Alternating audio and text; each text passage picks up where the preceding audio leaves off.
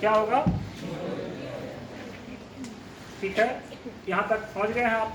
अब आगे हम लोग चलेंगे कि है क्या 14 है क्या।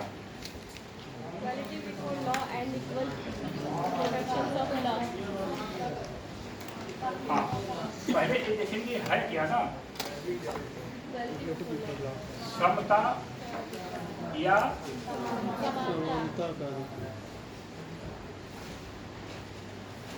समानता का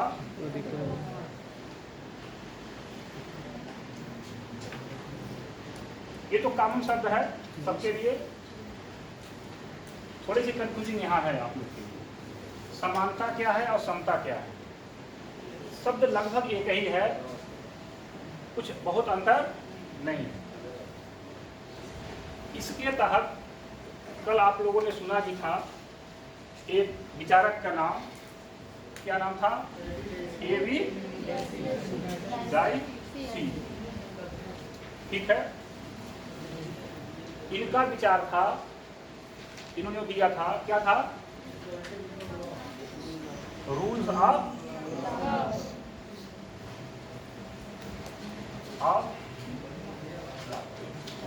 इनका विचार पुनः इस पे आता है। क्यों आता है? अभी निकल के आया था ना, इक्वलिटी कहाँ गया? कपड़ा कहाँ गया? ये सही है, काम कर रहा है सही।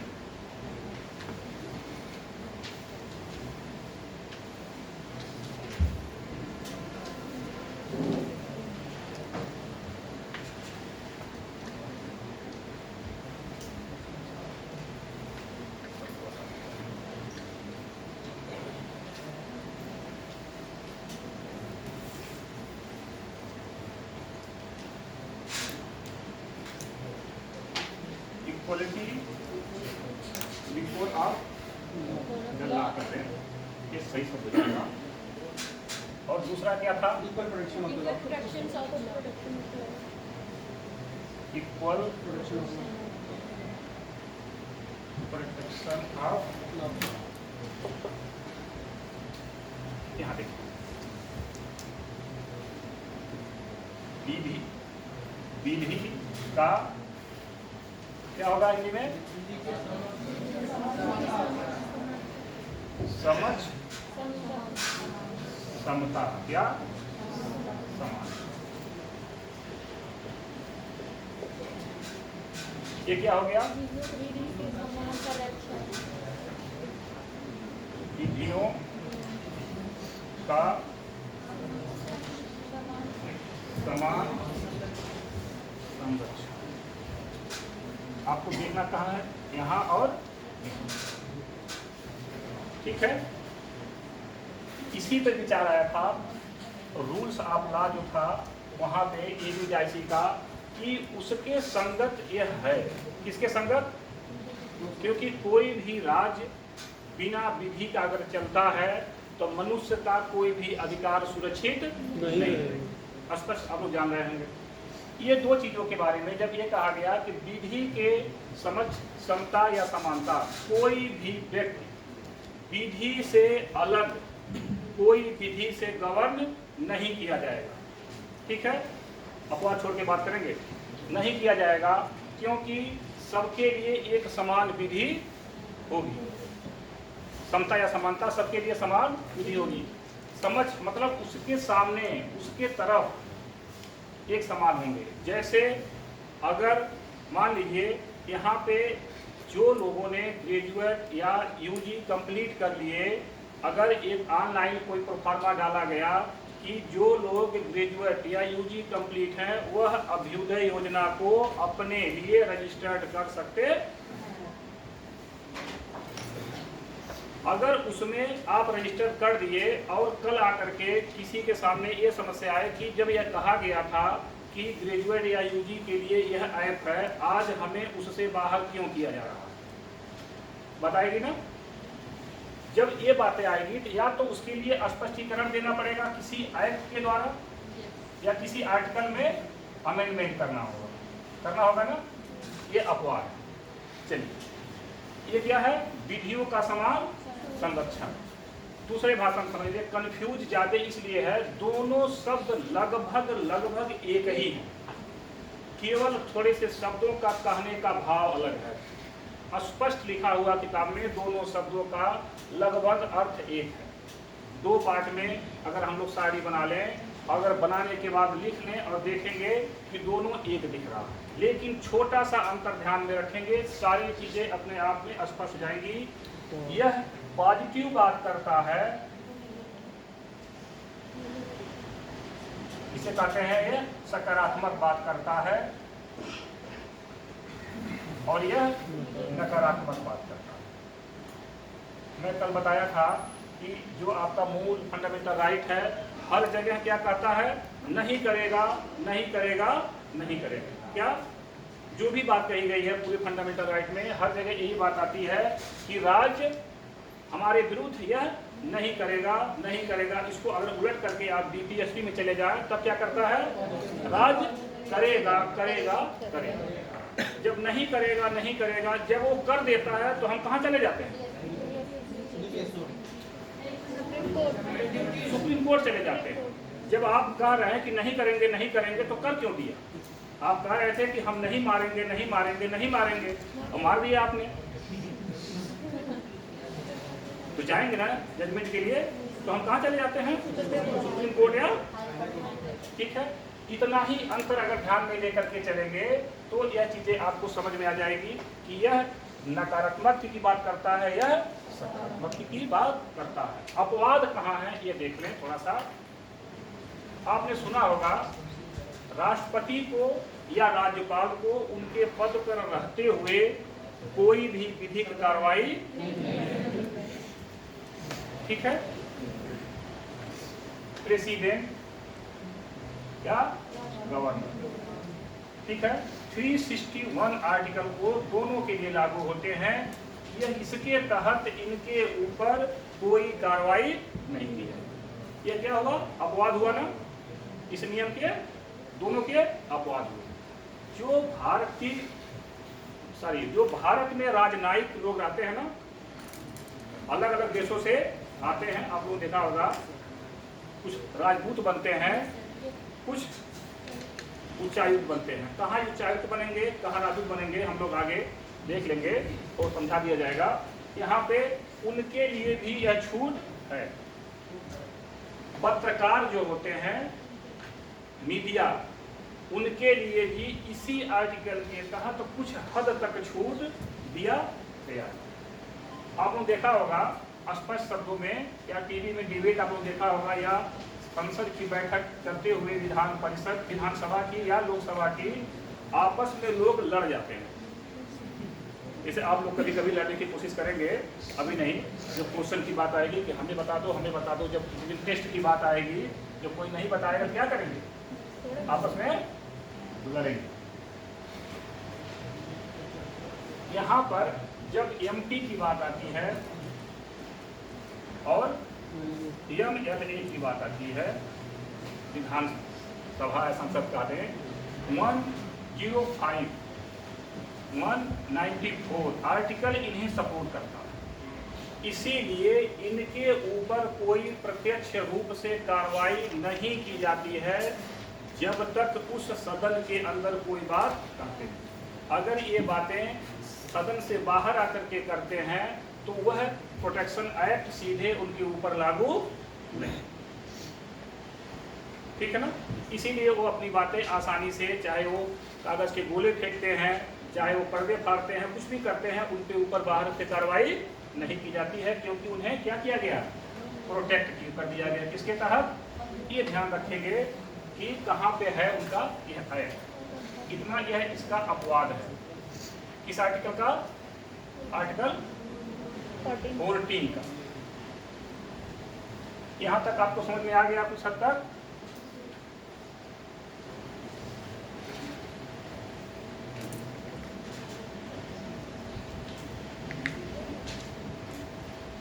नकारात्मकता और सकारात्मकता हमेशा ध्यान रखेंगे तो थोड़ी सी आसानी हो जाएगी आप लोग के लिए। अब चलिए चलते हैं हम लोग कहाँ पे, 15 में 5 बातों को ध्यान रखेंगे। यह क्वेश्चन अपने आप में हल होता जाएगा कि 15 में क्या है 5 बातें क्या है।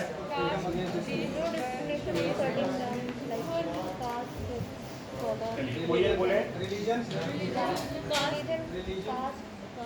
Race, caste, sex, place of birth और प्लेस ऑफ बर्थ।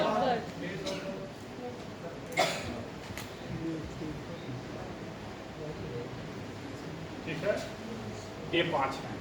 इनके आधार पर आर्टिकल 15 फर्स्ट में क्लास फर्स्ट में स्पष्ट लिखा हुआ है कि इनके आधार पर किसी के साथ भेदभाव नहीं किया जाएगा। लेकिन यहाँ भी एक अपवाद ध्यान रखेंगे, यह निजी संस्थाओं पे लागू नहीं, ये ध्यान रखेंगे। कहाँ पे? संस्थाओं पे लागू नहीं, इनके आधार पे किसी के साथ भेदभाव नहीं किया जाएगा। इसी को अगर आप आगे 15(2) कर दें, निजी संस्थान अपने आप आ जाएगा। ध्यान रखेंगे, पहले में क्या कहा गया आर्टिकल 15 सब क्लास 1 में कि अगर कोई भी व्यक्ति के साथ रिलीजन, रेस, कास्ट, सेक्स का बर्थ प्लेस के आधार पे कोई भेदभाव कर रहा है तो वह क्या होगा, दंड का भागी होगा। लेकिन निजी संस्थान वहां उसके दायरे से बाहर होंगे। यहाँ पे क्या कह दिया गया 2 में, वह संस्थान उस पे लागू होंगे। निजी संस्थान कहाँ के लिए? तालाब हुए, कुएं हुए, सिनेमा घर हुए, कोई बार सिस्टम हुआ जहाँ पे लोगों को बैठने का, वहाँ पे उनके लिए यह चीजें भी लागू होंगी, चाहे वो निजी क्यों न हो। जैसे सपोज करिए कि आपका कोई होटल है, आप ये बाहर बोर्ड लगा दें कि SC, ST, OBC no entry, तो आप क्या होंगे, सजा के। चलिए इसी को 3 करें।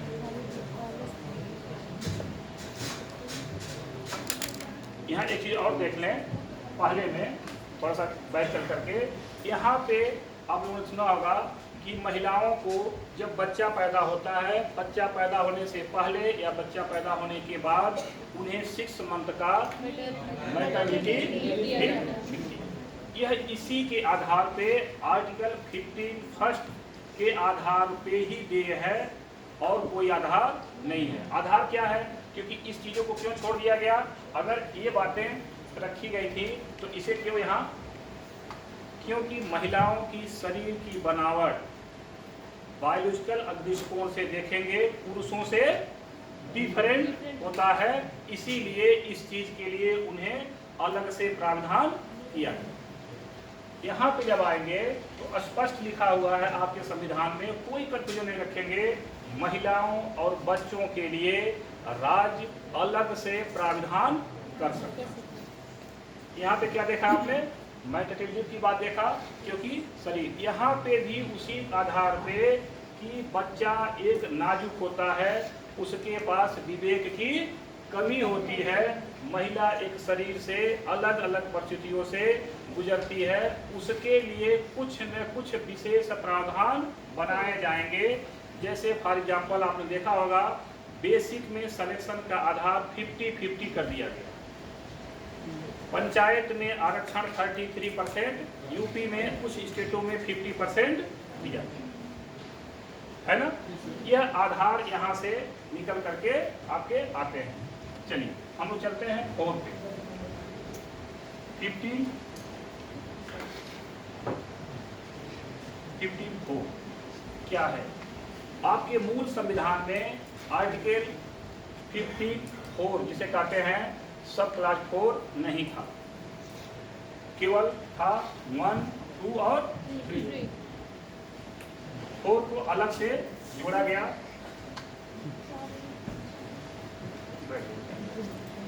4 को अलग से जोड़ा गया। जब हमारा देश आजाद नहीं था उस समय मद्रास एक स्टेट था, उसी मद्रास से अलग होकर के तमिलनाडु का निर्माण हुआ, उस समय वहाँ की सरकार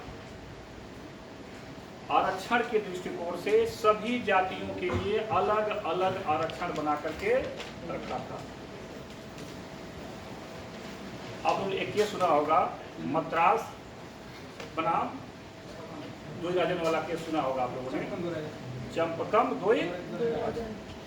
वहां पर जब एडमिशन की बात आई, उस स्थिति में एक लड़की ने इसे चैलेंज किया कि जाति के अलग अलग जातियों के आधार पे आरक्षण दिया जा रहा है, जिससे बहुत सारे लोगों को समस्या है। वहां पे एक अमेंडमेंट की बात आई।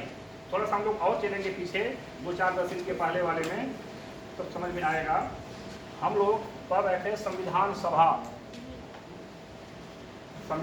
पढ़ रहे थे ना पहले। संविधान सभा, इसमें 2 कार्य हो रहे थे। कौन कौन से कार्य? क्या? एक थी संविधान सभा जो संविधान बनाती थी, एक क्या थी? संसद थी। इसकी अध्यक्षता कौन करते थे? इसकी अध्यक्षता हाफ टाइम तक दोनों का कार्यकाल चलता था। इसकी अध्यक्षता करते थे डॉक्टर राजेंद्र। इसकी कौन करते थे? जीवी मावलंकर। ठीक है। इसकी अध्यक्षता फर्स्ट प्रेसिडेंट थे ये, इसके संसद के पहले प्रेसिडेंट बनाए गए थे। एक और सुन लें, ये ऐसे व्यक्ति थे, पहले बने भी थे, इनके ऊपर अभी तक पूरे कार्यकाल में पहले व्यक्ति थे जिनके ऊपर महाभियोग लगाया गया था। स्पीकर के रूप में जब ये कार्य कर रहे थे, इनके ऊपर महाभियोग लगाया गया था, लेकिन वह पारित नहीं हो सका। ये कब की बात थी? जब आप 1946 की कहानी से या 1947 से यह कार्य करना शुरू किया था। इसका गठन 6 में हो गया था। यही चीज आकर के या 4 में आपके आता है। एक अमेंडमेंट होता है, फर्स्ट अमेंडमेंट 1951। इसीलिए क्वेश्चन बनता है, कभी कभी बच्चे कंफ्यूज कर जाते हैं क्योंकि प्रेशर अलग से होता है कि जब हमारी सरकार 1952 में गठित हुई तो 1951 में अमेंडमेंट कैसे कर दिया गया? अमेंडमेंट करने का अधिकार किसके पास था? जब संविधान बना ही नहीं था, या बना भी तो सरकार थी ही नहीं, तो कैसे कर दिया गया? यही संसद जो थी, जिसके अध्यक्ष जीवी मावलंकर जी थे, गणेश वासुदेव मावलंकर, इन्होंने उस कार्यकाल के दौरान हमारी संसद जो थी पहला संशोधन किया। और ये मार्क गई कोर्ट ने जब आदेश किया तब हुआ था। उसी आधार पे ये आर्टिकल 4 में 4 डाला। ठीक है, यहाँ समझ गए ना? किसके आधार पे? शिक्षा के लिए। अब जब इसके बाद आता है 15(5), इसको 15(5) की बात आती है। यहाँ भी इसी तरह की केस आए, यह भी बाद में जुड़ा। जब हमारा संविधान बना था, हमारे संविधान निर्माताओं ने उच्च शिक्षण संस्थान में आरक्षण के प्रावधान से बाहर रखा था। क्यों? क्योंकि ये क्वालिटी बेस्ड क्वालिटी डिस्टर्ब होगी, क्योंकि तब तक हमारे देश में शिक्षा का जो लेवल था कुछ हद तक धरातल पर था। तो जिसके अंदर क्वालिटी होगी वो जाएगा। इसीलिए IIT, एम्स, बड़े संस्थाएं जो हैं वहाँ पे आरक्षण का प्रावधान नहीं। मनमोहन जी की सरकार में, जब मनमोहन जी प्रधानमंत्री थे, उस समय 2006 में एम्स के कुछ छात्रों ने एक आंदोलन खड़ा कर दिया। वो आंदोलन खूब अच्छा चला और वह मैटर चला गया कोर्ट में, और कोर्ट ने आदेश दिया सरकार को कि क्यों उच्च शिक्षण संस्थान में इनको आरक्षण नहीं दिया गया, कारण क्या है। उसी आधार पे सरकार ने इसको अमेंडमेंट किया। प्रश्न बनता है कि क्या हमारे मूल संविधान में आर्टिकल 4 या आर्टिकल 5 था? नहीं। कब जोड़ा गया? संशोधन क्या किया गया? 1903 2001 1 या 5 में सब कुछ था शायद, ये जोड़ा गया, 5 ही होगा शायद, तो यह जोड़ा गया। उसके आधार पे यह 5 आर्टिकल आया। यहाँ पे प्रश्न बनता है कि यह किसके लिए था और 4 किसके लिए था? दोनों तो शिक्षा की बात करते हैं ना, बात आई एडमिशन की है ना। यहाँ पे 4 में स्पष्ट लिखा गया है कि यह शिक्षण संस्थाओं में आरक्षण के लिए था। 5 में कहा गया उच्च शिक्षण संस्थाओं में आरक्षण के लिए। ठीक है, कोई कंफ्यूजन है? अब अगर 4 की बात करेंगे तो शिक्षण संस्थाओं, किसी भी शिक्षण संस्थान में आरक्षण की बात की गई कि जब दिया जा रहा है तो कास्ट के अलग अलग कास्ट के आधार पे नहीं दिया जाएगा। यहाँ पे कहा दिया गया कि उच्च शिक्षण संस्थान जो अभी इससे वंचित है उनके लिए भी यह होगा। ठीक है, यहाँ तक समझ में आ गया आप लोग को?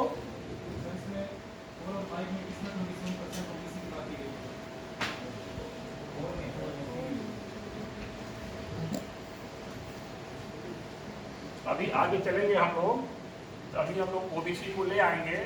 जब काका जी आएंगे ना, तब वो बताएंगे कि कैसे कैसे हम लोग कहाँ गए। ठीक है, अभी थोड़ा सा इससे आगे बढ़ेंगे तब।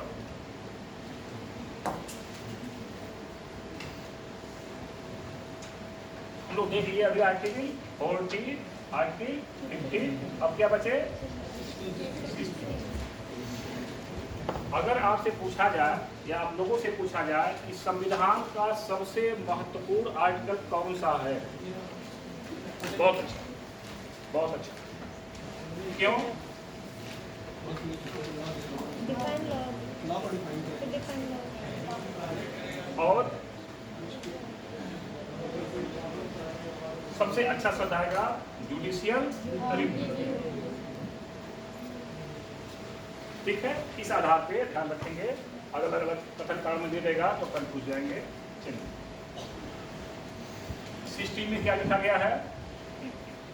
Equal opportunity. Equality of opportunity. Opportunity. Equal opportunity in public employment. हाँ, इक्वलिटी ऑफ अपॉर्चुनिटी की अवसर की समानता। किसी भी नियोजन के लिए, खास करके सार्वजनिक नियोजन ही मांग करते हैं, उसके लिए हम लोग कहाँ नहीं मांग कर पाते हैं। तो वहाँ पे जब नियोजन की बात आएगी तो किसी के साथ भेदभाव नहीं किया जाएगा। क्यों नहीं किया जाएगा? क्योंकि अभी हम लोग इसके पहले क्या पढ़े थे? रूल्स ऑफ लॉ, विधि का शासन। जब विधि का शासन है तो उसके अंदर किसी के साथ भेदभाव नहीं किया जाएगा। ये आर्टिकल 16 क्लास फर्स्ट में स्पष्ट लिखा हुआ है, ये ध्यान रखेंगे। आजकल जो क्वेश्चन के टेस्ट आ रहे हैं, ये क्लाज और सब क्लाज को भी डाल करके पूछ दिए जा रहे हैं और थोड़ी सी गलती से क्वेश्चन का पूरा अर्थ बदल जाता है, ये ध्यान रखेंगे। आर्टिकल 16(2) में क्या कहा गया है? किसी को याद है? अभी आप लोगों ने पढ़ा जन्म, लिंग, पढ़ा ना? 5 पढ़ा ना? अब यहाँ 2 और प्लस कर दीजिए। अभी 5 था ना, +2 कर दीजिए। यहाँ 7 हो जाएंगे। उद्भव के आधार पे आपकी ओरिजिन कहाँ है और आपका रेजिडेंस कहाँ है, उसके आधार पर भेदभाव नहीं करेगा, लेकिन किया गया। चलिए ध्यान दें कैसे। ये तो आप जान ही रहे हैं, जो 5 था इसके पहले 14 में, हमारा 15 में +2 कर देंगे, यहाँ वो आ जाएगा आपका। उसके आधार पे भी भेदभाव नहीं करेगा, लेकिन सरकार ने या राज्य के पास ये अधिकार है कि जो हमारा कमजोर तबका है, एक दिन मैं आप लोगों से बताया भी था कि अगर कोई व्यक्ति विकलांग है या जिसके पास केवल 1 आंख है, तो क्या आपके बराबर देख सकता है? एक आंख और दो आंख पे देखने में क्या अंतर होता है?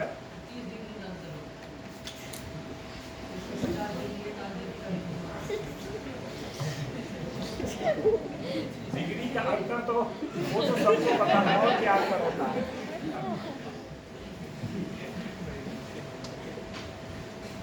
किसी चीज की एग्जैक्ट डेप्थ जो होती है वह नहीं पता चलती है, ठीक है। एग्जैक्ट कोई चीज कितनी गहरी है, कितने डिस्टेंस पे है, उसके बारे में एग्जैक्ट अनुमान नहीं लगाया जा सकता।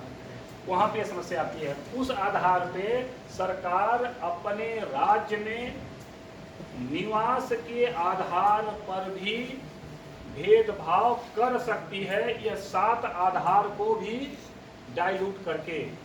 आपने देखा होगा या सुना होगा कि एक बार यह कंडीशन अभी तक संविधान में आया है। कर्नाटक और हैदराबाद रीजन के लिए राज्यपाल को हमारी संसद ने यह अधिकार दिया कि जो पिछड़ा बेल्ट है, जो कमजोर वर्ग वहाँ का है, उसके लिए आप अलग से आरक्षण दे करके कार्य कर सकते हैं 371 जी में। आजकल 371 जी के तहत यह अधिकार दिया गया है। इस तरह से एक अभी तक कोर्ट के आदेश के अनुसार यह चीजें मिली हैं। यहाँ पर भी आप देखे होंगे कुछ राज्यों में आज भी यूपीएससी के अलावा जो पीएससी होती है, अलग अलग राज्य अपने अनुसार अपना कोटा बना देते हैं कि इतनी सीटें हमारे स्टेट के कैंडिडेट के लिए रिजर्व रहे। सुना होगा ना, खास करके यूपी में नहीं है लेकिन अदर स्टेट में कुछ हद तक है। वहाँ पे वो देखते हैं कि हमारे राज्य के जो यहाँ के मूल निवासी हैं उनका प्रतिनिधित्व हमारे समाज के इन नौकरियों में पर्याप्त मात्रा में नहीं है। उस आधार को देखते हुए उन्हें वह प्रोटेक्ट करने के लिए एक लॉ बना करके आरक्षण की व्यवस्था करते हैं, ठीक है। यहाँ तक समझ में आ गया?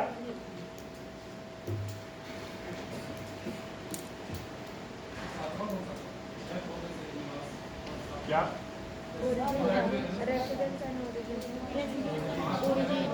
वंशक्रम जिसे बोलते हैं, रेजिडेंस और वंशक्रम। चलिए इसमें आ जाएंगे हम लोग 14 में, 64 में। 64 में क्या है? फ्री तो बताया गया ना अभी। अभी तू ही था वो, ठीक। अभी क्या बता रहा था? अभी बताया ना, फर्स्ट में बताया कि किसी के साथ भेदभाव नहीं किया जाएगा। दूसरे में क्या बताया कि जो पहले 5 आपने 15 में पढ़ा 2 प्लस कर दीजिए। तीसरे में क्या बताया कि सरकार को मतलब केंद्र को यह शक्ति है कि वह इस आधार पे भेदभाव कर सकता है। उसे थर्ड में अमेंडमेंट करके डाल दिया गया कि इस आधार पे, क्योंकि वह अपने राज्य के लोगों को निवास के आधार पे, जो कहा गया कि भेदभाव नहीं, तो ऊपर कहा गया ना कि निवास के आधार पे भेदभाव नहीं करेगा, लेकिन थर्ड में कहा गया कर सकता है।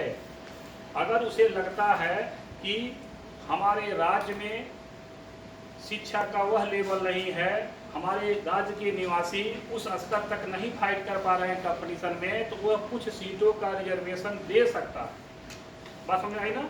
ये 3 में है। 2 में 5+2 की बात आई कि इनके साथ भी भेदभाव नहीं किया जाएगा।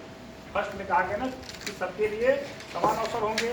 2 में 5+2 की बात की गई, इनको भी उसमें जोड़ दिया गया। अभी तक था कि इनके आधार पे भेदभाव नहीं किया जाएगा, अब कहा दिया गया कि 2 लोग और आ गए, इनको भी भेदभाव से रहित रखा जाएगा।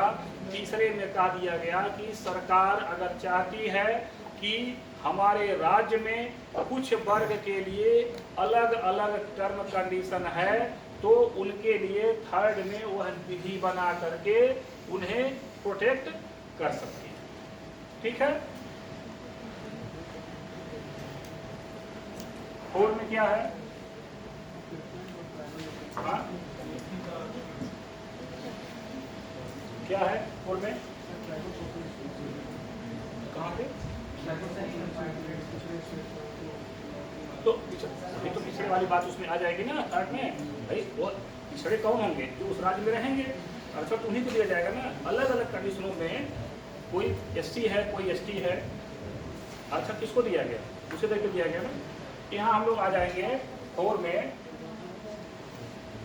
जब इसकी बात आई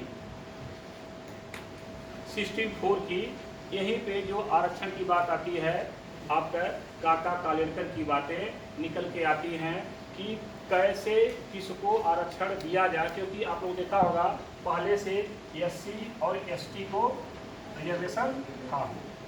पिछड़े वर्ग की बात हुई, पिछड़े वर्ग के लिए अलग अलग पद्धतियों में देखा गया कि कौन पिछड़ा है, कौन कैसे है, इसका अनुमान कैसे लगाया जाए।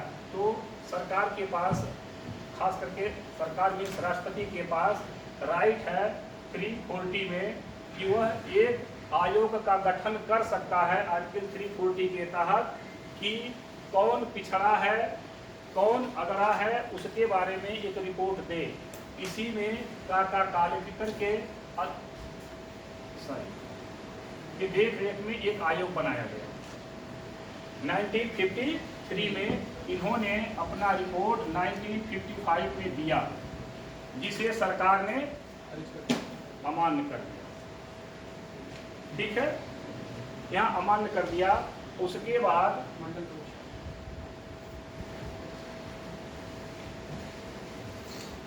बीपी मंडल, इनकी बात आई 1979 में, इन्होंने अपना रिपोर्ट दिया 1980। उस समय सरकार बदल गई, जो सरकार आई उसने इनके रिपोर्ट पे ध्यान नहीं दिया। सरकार आ गई जनता दल की, उस समय इन्होंने रिपोर्ट के लिए मोरारजी देसाई जब PM थे, उन्होंने इसके लिए अनुमति दिया, लेकिन सरकार बदल गई तो फिर यह वहीं पड़े रह गए। उसके बाद समय बीता, नियर अबाउट चले जाए आप लोग 19,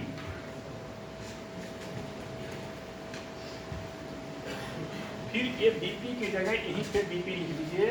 अभी 3 बार आपको BP मिलेगा, ये BP लिख दीजिए। कौन आ गए? BP सिंह आ गए। 51 मिला ना।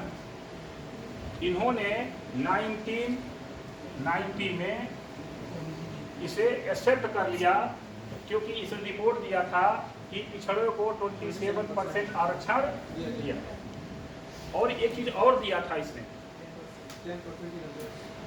जो आर्थिक रूप से सवर्ण कमजोर हैं उन्हें भी 10% आरक्षण दिया, उसे अस्वीकार कर दिया गया।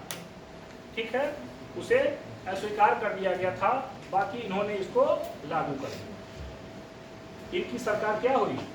चलिए अब 1991 में कौन आ गए? अब इसी को उलट दिए, PV नरसिम्हा राव, यहाँ भी सिंह आ जाएंगे आपके, इसी को उलट दीजिए। आया ना? BP, BP, PV याद करने के लिए ठीक है ना? नहीं भूलेगा ना? केवल कॉमन रख लेंगे कि 2-3 शब्द में ही घूम करके उत्तर खोज लेना है, विकल्प 4 में जाने की जरूरत नहीं। इन्होंने 91 में 10% आरक्षण की बात दमदारी से रखा, लेकिन कोर्ट में ये मैटर गया, कोर्ट ने इसे क्या किया? जो आज आप लोग देखते हैं आरक्षण दिया गया है सवर्ण को, इसे बोलते हैं आप लोग क्या? ये 10% आरक्षण, ये है कहाँ? थोड़ा सा ध्यान से आर्टिकल खाली देख लें, बाकी चीजें आप लोग जानते ही हैं। थोड़ा सा बैठ जाएंगे। 15, ठीक है, 6A, 15, 6B, 16, 6, इन आर्टिकलों में संशोधन किए। जो यह BP सिंह का जब BP बढ़ा तो इन्होंने लो करने के लिए उसका उल्टा कर दिया, चलो लो कर दो BP को। ये भी सिंह थे, इनका मॉडल इनको पसंद आ गया, ऐसे रख लीजिए ना, बीपी का जो मॉडल था, मंडल आयोग मतलब कहते हैं, तो वो चीज़ें वहाँ आया नहीं। काका कलेक्टर का आया नहीं, काका ने कुछ कहा तो मंडल ने नहीं माना जो बैठा हुआ था। तो फिर इनका जो मॉडल आया, इनका जब बीपी बढ़ा तो इन्होंने स्वीकार कर लिया कि नहीं लेंगे तो हम मर जाएंगे। बीपी बढ़ने का मतलब क्या है? मर जाएंगे। वही चीज़ें इन्होंने उलट दिया, नहीं 27 तो ले गए, अब 10 और दे दो। तो उसी 10 को उन्हें यहाँ ला करके 19 में एक अमेंडमेंट किया गया। क्या नंबर था? क्या था? कब किया गया? कब किया गया? 19 ये कर दिया गया कि कमजोर, कौन कमजोर? EWS, इकोनॉमिकली वीकर सेक्शन को आरक्षण दे दिया गया। अगर पूछता था क्वेश्चन कि किस किस आर्टिकल में संशोधन किया गया, अगर मंच बना के दे दिया तो ये ध्यान रखेंगे, इन आर्टिकलों में संशोधन किए गए। बात समझ आ गई ना? कहाँ पे मिला है? 16(6) में, 15(6)(b) में, 15(6)(a) ये ध्यान रखेंगे। ये क्वेश्चन बनने की बहुत संभावना है कि कहाँ पे संशोधन हुआ। सरकार किसकी थी? मोदी। वहाँ सरकार किसकी थी? इसे स्वीकार नहीं किया गया, इसको चैलेंज कर नहीं किया गया। लेकिन इसके पहले जो आरक्षण दिए गए थे उसे चैलेंज कर दिया गया था अशोक कुमार ठाकुर वर्सेज भारत संघ में 2008 में। तो कोर्ट ने स्पष्ट कर दिया कि जो आरक्षण दिया गया है वह आरक्षण सही है। उसके पहले आप देखे होंगे एक बात आता है, इंदिरा सहानी, हाँ 50% की बात आती है और उसमें और क्लास आते हैं। वहाँ पर चर्चा होती है कि क्रीमी लेयर के लोग, मलाई परत के ऊपर के लोग इस 50% के जो आरक्षण है, मीन्स 27 कहते हैं, 50 न करके 27% जो आरक्षण है ओबीसी के लिए, उसमें वह नहीं रहेंगे। जो आर्थिक रूप से कमजोर हैं उन्हें ही रखा जाएगा। और 2017 में 2017 में अमेंडमेंट करके पहले इनके पास 6 लाख का रखा गया था, इसे 8 लाख कर दिया गया। इसके लिए क्रीमी लेयर, क्रीम मतलब क्या होता है? मलाई। बहुत खा रहा है मलाई पर। कहाँ पड़ती है मलाई? कहाँ पड़ती है? तो जो लोग ऊपर की मलाई खा रहे हैं उन्हें यह 27 वाला फिगर नहीं। ठीक है, स्पष्ट हो गया यहाँ पे?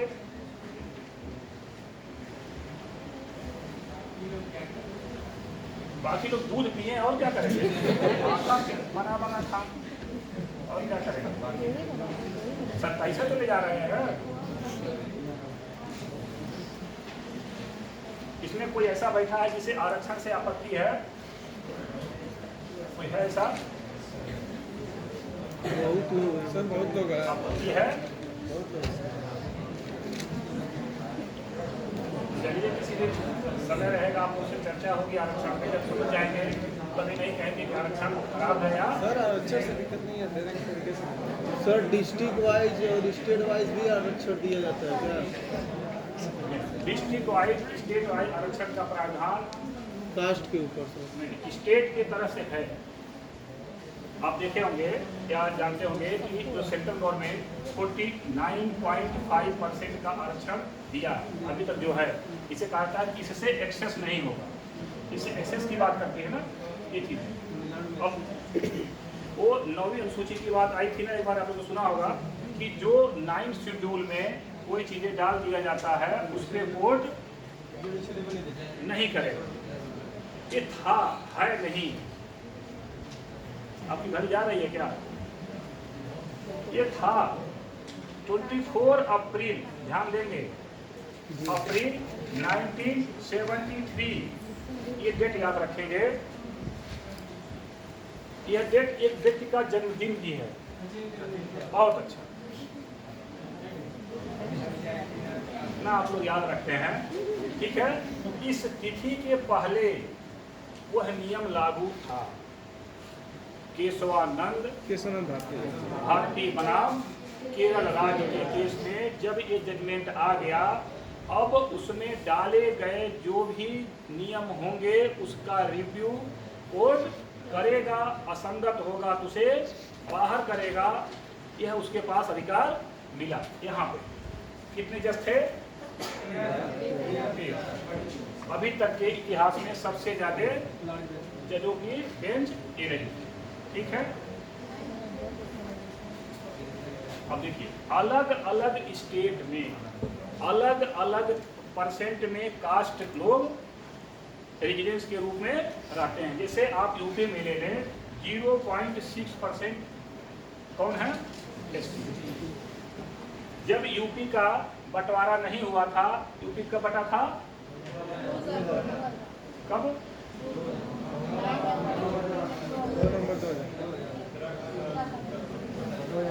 याद आ रहा है कहानी नहीं आ रहा? आ रहा है। उसके पहले इसकी संख्या हमारे पास क्या थी आपको पता होगा। इस समय हमारे कंट्री में 8.6% कितने कौन है? और 16 पॉइंट समथिंग मान लीजिए एससी। अब इस आधार पे यहाँ पे आरक्षण क्या दिए थे? अगर उस आरक्षण को रखा भी जाएगा, जो बच्चा फार्म भर देगा उसको परीक्षा देने की जरूरत ही नहीं थी। 100 सीट है, 2 पहुंचेंगे, 1 पहुंचेंगे तो परीक्षा किस चीज करेंगे बताएंगे ना। तो उस आरक्षण को कुछ न कुछ में डाइल्यूट करना पड़ेगा, नहीं करना पड़ेगा। तो इस तरह से अलग अलग राज्यों में अलग अलग जो 69 की बात आती है कि जो 9 शेड्यूल की बात आई थी तमिलनाडु की, वो इसी केस पे आई थी कि जब वहाँ पे वो डाला गया उनके परिस्थितियों के अनुसार, उनके पॉपुलेशन के अनुसार उसकी जरूरत थी, इसीलिए सुरक्षित बॉक्स में उनके अधिकार को डाल दिए गए और ताला बंद करके चाबी पॉकेट में रख लिए गए। इसी चाबी से ही तो यह तिथि खतरनाक बनी कि चाबी वो निकालते नहीं थे। अगर निकालते रहते तो बार बार लोग उसमें से क्या करते, अपने अनुसार कुछ अमेंडमेंट कर लेते, क्योंकि अमेंडमेंट करे कैसे जब उसमें से कोई दस्तावेज निकलता ही नहीं था। उसी दस्तावेज को निकालने के लिए उसे क्या किया गया, चाबी ले लिया गया और अभी तक नहीं दिया। अभी तक इसको कोई तोड़ा नहीं, उसे चल रहा। ठीक है, अब हम लोग के पास कहाँ समय बचा है, कहाँ जाएंगे? जल्दी जल्दी खत्म कर रहे हैं इसको। अनटच ये तो आप लोग जान ही रहे होंगे, इसको बताने की कोई जरूरत नहीं है। अस्पृश्यता का अंत, छुआछूत का अंत, ये तो आप लोग जान ही रहे हैं। क्या बताना इसमें, आप लोग तो पढ़े लिखे हैं, कितना तो आप लोग पढ़ करके आए। किसी के साथ भेदभाव नहीं करें। क्या बोले आप कुछ? इसके आगे सर बता दीजिए। इस आज को चल रहा हूँ क्योंकि समय को देखते हुए हम लोग 18 में चलते हैं। 18 फर्स्ट में ध्यान दें, सेना और शिक्षा। शिक्षा में जो टाइटल है, जैसे डॉक्टर की उपाधि या फिर की उपाधि जो अलग अलग है उसको छोड़ करके, और सेना की जो उपाधियां हैं मिलता अलग अलग ना उसमें सेना में, उसके अलावा राज्य कोई भी पुरस्कार नहीं, कोई उपाधियां नहीं है। इसके अलावा 2 में चले जाए इसी को 18(2) में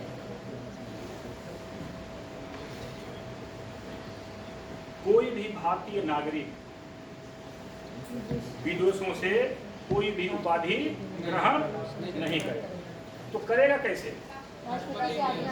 ठीक है, वहां पे एक पेपर डालेगा। कोई भी विदेशी नागरिक अगर भारत के किसी नियोजन में, किसी नौकरी में, किसी उपक्रम में सेवारत है, उस स्थिति में भी वह विदेश से कोई भी उपाधि ग्रहण नहीं करेगा। अगर करना होगा तो कहाँ जाएगा? राष्ट्रपति के पास। ठीक है, स्पष्ट हो गया ना? कोई दिक्कत है? यहाँ इसे बोलते हैं उपाधियों का अंत। लेकिन आप ध्यान दें, मुख्य चीज आ जाए, उपाधि और पुरस्कार। पुरस्कार ये इसका एक बात चला गया था कोर्ट में, इसको लेकर पद्मश्री, पद्म भूषण और पद्म विभूषण को लेकर के कि यह क्या है, उपाधि है या पुरस्कार है, उस पर सरकार सुप्रीम कोर्ट ने स्पष्ट कर दिया कि यह पुरस्कार है, उपाधि नहीं। इसे नाम के पहले सफिक्स या परफिक्स के रूप में नहीं लगा सकते, क्योंकि पुरस्कार की परिभाषा अलग है और उपाधि की परिभाषा अलग है। अब किसी को यहाँ तक कोई कंफ्यूजन है? 16 आप लोग को नहीं, सॉरी 17 नहीं मिला है, तो इसके लिए आपस में मत लड़ जाइएगा अस्पृश्यता को लेकर के। हाँ,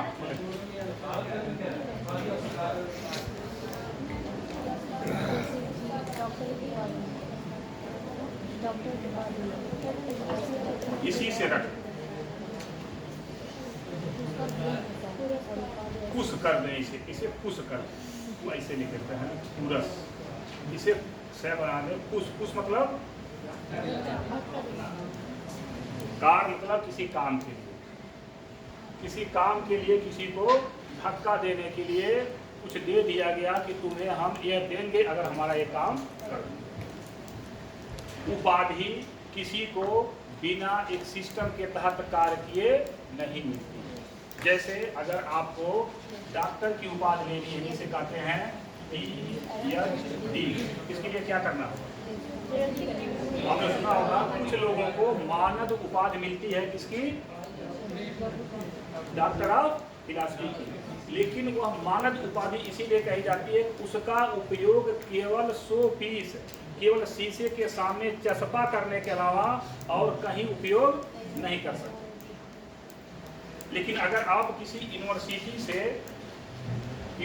से अगर यह उपाधि लेते हैं तो यह आप अपने ड्राइंग रूम से लेकर के बेडरूम, सरकार के किसी विधि से लेकर के किसी कानून में अप्लाई कर सकते हैं। यहाँ तो इसको लेकर के आप मानद उपाधि को अपने नाम के आगे डॉक्टर लिख सकते हैं, लेकिन आप देखेंगे व्यवहारिकता में ये कोई डिबेट का वो नहीं है। जो डॉक्टर लोग होते हैं MBBS, तो कोई माइंड नहीं करेगा, पहले मैं बोल दे रहा हूँ, कोई डॉक्टर इसमें बैठा हो कहेंगे हमारा अपमान हो रहा है, या MS या MD, इसको केवल अपने समझने के लिए सुनेंगे, पूर्वादर्शित होकर के न सोचेंगे। इनके उपाधि में कहीं भी डॉक्टर शब्द नहीं आते, न तो इनके उपाधि में कहीं डॉक्टर शब्द आते न यहाँ पे, फिर भी वो अपने नाम के आगे डॉक्टर लिखते हैं ना। ये क्या हुआ? ये व्यवहारिकता हुआ, एक परंपरा चली आ रही है कि वह लिखते आ रहे हैं और उनको अनुमति मिलती है। जब आपके डिग्री में ही कहीं लिखा नहीं है डॉक्टर लिखने का, तो लिखते कैसे हैं? व्यवहारिकता है, तो आप भी लिख सकते हैं, कोई दिक्कत नहीं है। जब तक आप यहाँ तक नहीं पहुँचते हैं तब तक आपको वह डिग्री लिखने का राइट नहीं है। यह बात लगभग 15 साल पहले हाई कोर्ट इलाहाबाद गया, कुछ डॉक्टर, इसे बंद कर दिया जा